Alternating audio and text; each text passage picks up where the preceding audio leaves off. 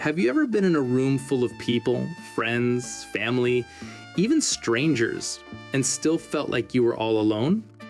It's as if there's an invisible wall between you and everyone else. No matter how close they are, no matter how many times they smile, laugh, or reach out to you. And it's not the kind of loneliness that comes from being physically isolated, but the kind that runs deeper, that takes root in the soul and makes you wonder, why do I still feel empty? There's this silent, aching feeling that sneaks up on you when you're surrounded by people, but still can't shake the overwhelming sense of isolation. It's like you're wearing an invisible cloak of loneliness, and no one seems to notice. You find yourself in conversations, but they feel distant, like you're watching from the outside. You tell yourself that maybe you're just tired, or that you'll snap out of it. But the loneliness lingers, creeping into your thoughts when you least expect it. And maybe, just maybe, you've started to question, is something wrong with me? Why can't I connect? What's wrong with my heart? What's wrong with my mind? If you've ever felt this way, you're not alone. This feeling, this aching, invisible loneliness is more common than we realize. And it's not just about being surrounded by people. It's about something much deeper. A disconnect that runs beneath the surface, even when we're in the presence of others. A disconnect between who we are on the outside and who we feel like we are on the inside. When you're alone, it's easy to identify loneliness. You feel it in your chest, in the quiet spaces, in the empty room. But what happens when loneliness is layered on top of other people? That's a different kind of ache. It's the kind that feels like a quiet scream, invisible to everyone but you. You might be wondering, why does this happen? Why do I feel like this when there's so much around me? So many people I care about and who care about me? To understand why, we have to look a little deeper at the psychological forces that shape our connections with others and with ourselves. At the core of this experience is something known as emotional disconnection. You see, human beings are social creatures and we thrive on connection. We crave meaningful relationships, relationships where we are seen for who we truly are, where our hearts are understood, where we can be vulnerable without fear. But sometimes, despite being surrounded by people, we find that these connections are shallow or that they don't go deep enough. We find ourselves talking about surface level things about work, the weather, what's for dinner, while our deeper needs, the ones that yearn for genuine intimacy and understanding, go unmet. This is where loneliness in a crowd starts to take root. It's not just the absence of people, it's the absence of true connection. You could be sitting next to someone, laughing with them, and still feel like there's a gap between you. Like your soul is speaking a language no one else understands. This kind of loneliness comes from the dissonance between your inner world and the world around you. It's the experience of being surrounded by noise, but still feeling unheard. Let's take a moment to reflect. Have you ever found yourself in a group, laughing along, but feeling like an observer rather than a participant? Maybe you're at a party, surrounded by friends, and you smile and nod as everyone talks, but deep down, you're just wishing someone would see the real you, the person beyond the surface.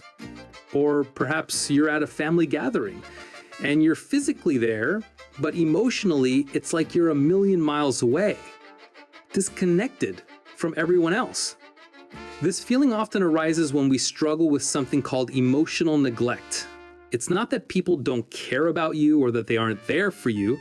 It's that somehow the emotional bonds you crave haven't been fully nurtured. This can happen even in the closest relationships. Maybe you felt like you've given so much of yourself to others, but haven't had the space to receive the same kind of care in return. And so you find yourself still feeling empty despite all the interactions around you. One of the most common reasons behind this emotional disconnect is unaddressed personal pain. Sometimes the reason we feel isolated, even in the presence of others, is because we're carrying emotional wounds that haven't fully healed. These wounds could be from childhood, from past relationships, or from experiences that have left scars on our hearts. They might be so deep that we don't even realize how much they affect us. But these wounds affect our ability to truly connect.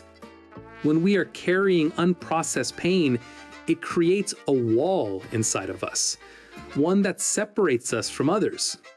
We may long to be close, but we're unknowingly keeping people at a distance because the fear of being vulnerable, of being hurt again, keeps us trapped in a cycle of isolation. And another layer to this is something that psychologists call attachment styles. Our early experiences with caregivers shape the way we form relationships throughout our lives. If, as a child, you experienced inconsistent or emotionally unavailable caregiving, you might develop an anxious attachment style, where you constantly seek validation and reassurance, but even when you get it, it never quite feels enough.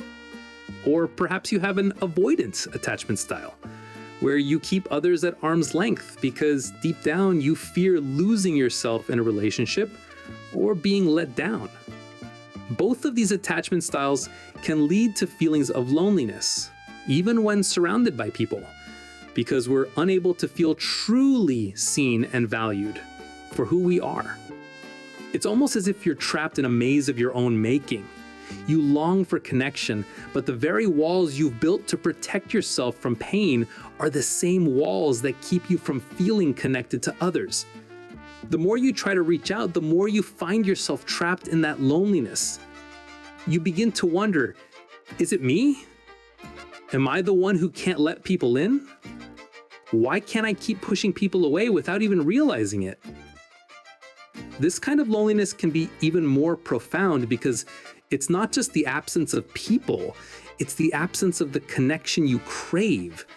And sometimes the worst part of this loneliness is that no one around you can see it. No one knows that underneath your smiles and casual conversations, there's a deep ache that no one seems to notice. You feel like you're performing, going through the motions, while your heart aches for something real, something raw, something true. And yet, there is hope. The first step to healing this loneliness is to understand it. To understand that the way you're feeling is not a flaw, but a symptom of something deeper. It's a sign that your heart is longing for more. It's a sign that you're seeking connection on a level that transcends the surface. And when you can recognize this, you can begin to take steps towards healing. Healing begins with self-compassion. Instead of blaming yourself for feeling this way, start by showing yourself the same kindness and understanding that you would show a close friend who was going through a similar experience. Recognize that the loneliness you feel isn't a reflection of your worth, but a reflection of unmet needs. Needs that are very real and deserve to be addressed. Take the time to reflect on the deeper reasons behind your feelings. What kind of connection are you really longing for? What parts of yourself are you hiding from others, and why? Another crucial part of healing is allowing yourself to be vulnerable. Vulnerability can be terrifying, especially if you've been hurt before. But it is also the bridge that connects us to others. When we allow ourselves to be vulnerable, we open the door to genuine connection. And while it may take time to trust again, even small steps towards opening up can help break down the walls of isolation. Whether it's sharing a small personal story with someone you trust or asking for help when you need it, vulnerability is the key to breaking the cycle of emotional disconnection. It's also important to nurture the relationships that are already there. It's easy to feel like no one understands you when we don't reach out to those who care about us. We all need someone to confide in, someone who can listen without judgment, someone who can help us feel seen and heard. If there are people in your life who truly care about you, don't be afraid to lean on them. It's okay to ask for the emotional support you need. And if you feel like you don't have those connections, it's never too late to begin seeking out people who can offer you the support and understanding you deserve. But perhaps the most important thing is to remember that this loneliness doesn't define you. You are not your loneliness. It's a feeling, an emotion, a part of your journey, but it's not who you are at your core. You are worthy of love, worthy of connection, worthy of being seen for who you truly are.